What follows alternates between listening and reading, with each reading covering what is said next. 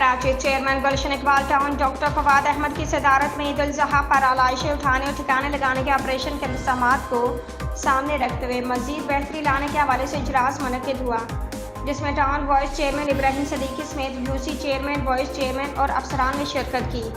इजलास में ईद उल ज़ुहा में आलाइशें उठाने और ठिकाने लगाने के इंतज़ामात को हतमी शक्ल दी गई।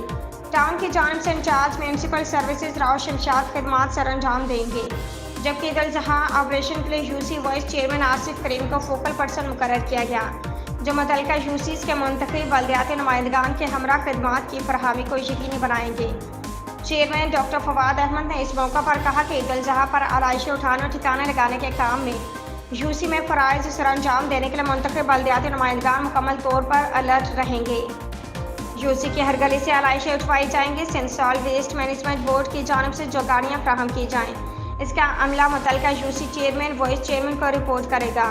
शिकायत के हवाले के लिए व्हाट्सएप नंबर का इजरा किया जाएगा। उन्होंने कहा कि आलाइशें उठाने के बाद चूने के छिड़काव को यकीनी बनाया जाए, जबकि सीवरेज का स्टाफ भी मौजूद रहे, ताकि ज़रूरत पड़ने पर किसी किस्म की मुश्किल का सामना न करना पड़े।